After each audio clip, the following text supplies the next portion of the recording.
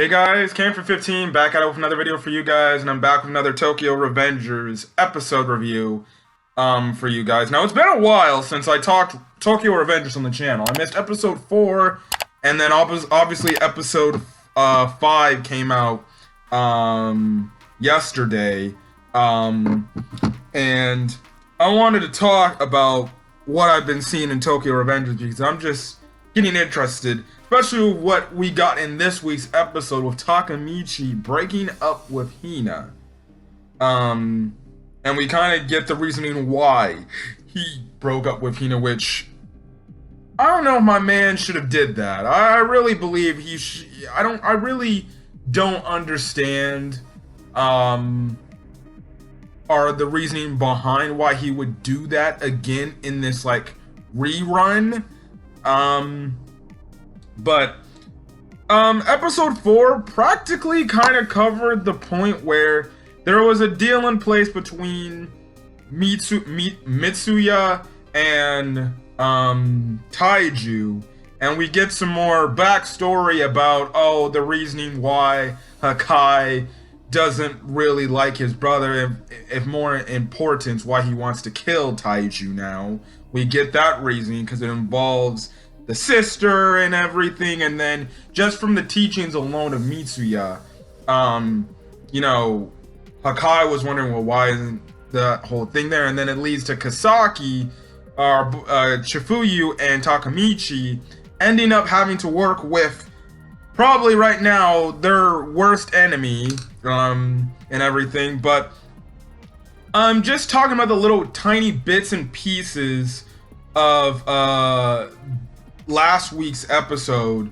I guess I can understand why Hakkai gets to the point of wanting to be like, well, I can't, he was influenced by Mitsuya, seeing Mitsuya in the past treat his siblings with kindness and caring, and pretty much gave him this belief of like, well, guess what, well, an older sibling should always take care of their, you should always protect your family no matter what.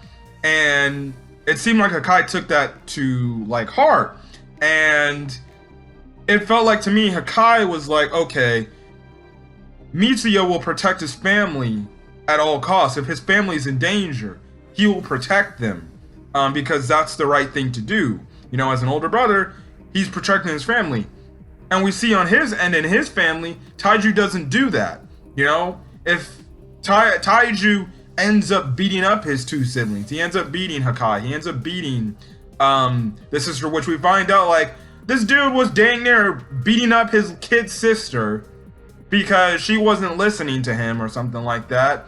And we have it to where Hakkai's like, listen, leave her out of this. I'll take her beatings. I just promise me, you'll beat me up for her so she can be safe and everything. But we end up finding out like, no, he went behind the dude's back, his own brother's back, and continued to beat up on their sister. Again, I don't condone beating up your freaking sibling. I would never condone that. You shouldn't even put your hands on your sibling to the point where you're beating them up and everything, especially if you have a sister, especially a younger sister, which shows you how effed up Taiju is as a character, which makes you not only hate him a lot more because he's beating up his kid sister, but he also, lied to his own brother by saying, okay, fine, I won't lay a hand on her. And now you see why Hakkai wants to kill Taiju. He wants to kill Taiju for revenge for his sister, for how do you say that? I don't know. I forgot I don't know how you say the word. I'm not gonna stand on this point, but you get what I mean. Like, it's absolutely despicable what this guy does, and you can actually understand why he wants to kill Taiju, or Hakkai wants to kill Taiju. He's tired of being under Taiju's shadow. He's tired of pretty much being harassed and bullied by his own older brother, and everything. Now, I don't condone the fact that you want to kill him, because you shouldn't kill any of your siblings, even if they do put you through abuse. The only thing you can do is let them go get help, and stuff like that. So that was kind of the whole thing. the sister ends up finding out what the whole reasoning is. She doesn't like the fact that, he would do something like this just for her, but, Mitsuya's like, well, he's doing it because he loves you and he cares about you and everything, so yeah. And then we do get a kind of interesting dialogue where Mikey tells Mitsuya, like, hey, man, it seems like we lost another founding member. Promise me you won't leave. Now, we know in the future Mikey goes like batshit crazy evil and things like that. Does something have to do with the fact that Mitsuya ends up maybe at some point leaving Tomon? I don't know. That might be something, that might be a story point later on. Or maybe dude may die. Mitsuya might be foreshadowed to be killed, because the thing is, the sister did say Taiju will never hold up on his end of his deals. He'll never, or I think it was I think it was Hakkai that said that. My bad. I think it was Hakkai that said, like, no, my brother won't continue to keep his deal. He'll continue to do what he's doing because he doesn't care. So I don't know if that's like something where we could have a death flag for Mitsuya, or something else. But I saw that, man. I thought about that. I'm like, Mikey goes bad in the future. That's very interesting, especially when you name drop Mitsuya not to leave Tomon. Now I don't know if that means Mitsuya's gonna die, or he's at some point he's gonna have to do something to leave Tomon. I don't know, man. I don't know. But you have the thing go on in this episode. And because of this whole thing, it looks like things are not going well. And, well, what's the next best thing? Well, surprisingly enough, they go have a meeting and everything. And it's kind of this whole thing with the other people in Tomon about, hey, maybe we should go up against Black Dragon, man. We can't have frickin' Hakkai trying to kill Taiju.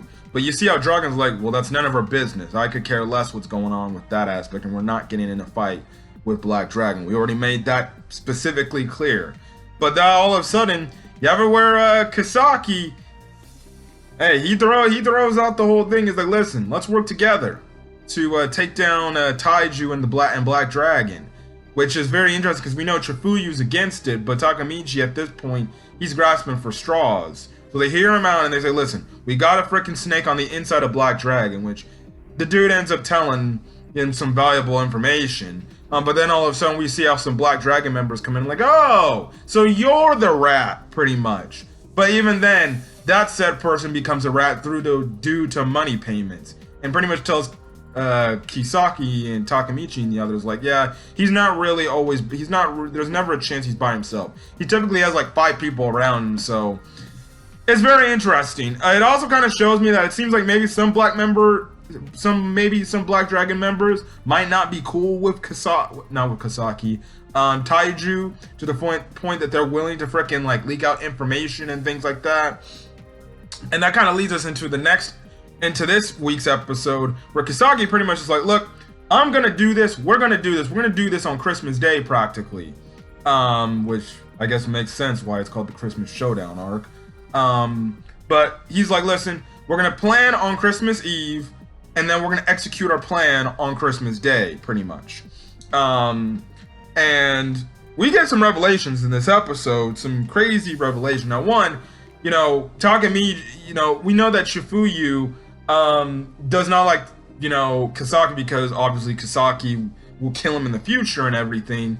And he's like telling Takemichi, like, hey, we can't trust this guy because you know what this guy's gonna do. Don't you want to protect Hina? Don't you want to frickin', this guy's gonna kill me and everything. Isn't there enough reasoning as to why we should not join up with this guy? Like, I don't care what this guy's offering, what we could get out of this situation on the positive. I'm not working with that guy. But Takemichi's like, dude, we have nowhere else to frickin' go, bro. Everything, what else do we have left? The Tomon won't frickin' agree to help. Just us alone won't do anything about it.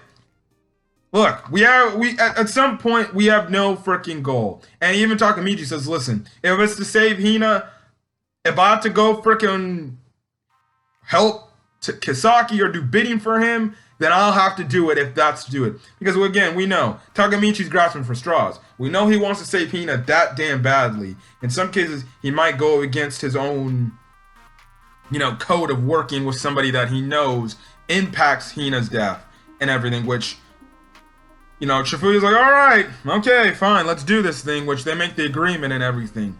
And then then the rest of the episode is dedicated to Takemichi and Hina. So, one, they're hanging out a bit, and we actually get a revelation that Hina knew Kisaki, because Takemichi makes a mention, she's like, oh, Naruto is kind of like Kisaki, and, she's like, wait, Kisaki? Teta Kisaki? And he's like, yeah, I do. And then we find out, oh, they used to know each other because they went to the same elementary school and they did cram school together. And I was like, oh, that changes a bunch of things right then and there. So we find out she was very friendly to him despite other people telling Hina, like he's a weird kid, you shouldn't affiliate with him and talk with him. But Hina's like, no, he's a good kid and everything. And it comes to the point where they were walking home together. Like, she goes and say, like, oh, yeah, we were walking home a lot together and things like that. And I'm like, oh, interesting. Things like that. Huh. But there was a part, I think they said they were in sixth grade, and everything. Hold on a quick second, guys. Hold on a quick second.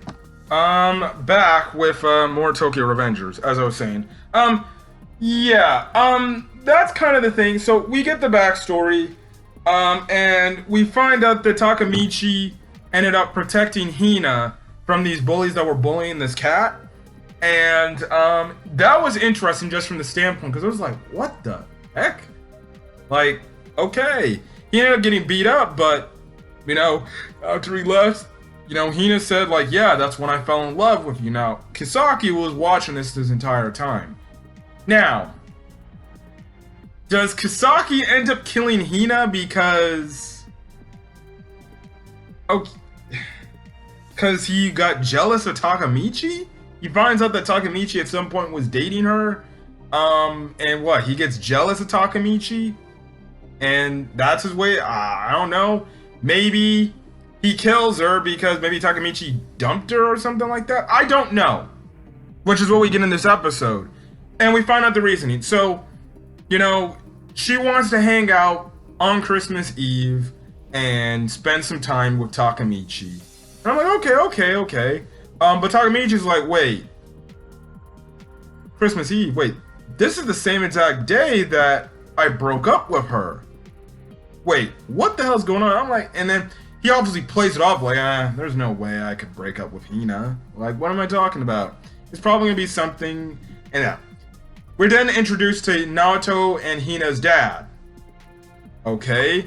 Now, he practically just tells Takemichi, break up with Hina because you are a hoodlum and I don't want her getting caught up in your problems and things like that. And I'm just like, oh, we're doing this storyline where the freaking main character is gonna listen to the said parent of his girlfriend and he's going to dump his girlfriend because, oh, father or mother said so. Come on, man. Which is what he ends up doing. He ends up dumping her. Now, the thing is, after he gets dumped, she starts beating her. After he dumps her, she starts beating him up, saying like, oh, I hate you, I hate you, I hate you. And then she leaves.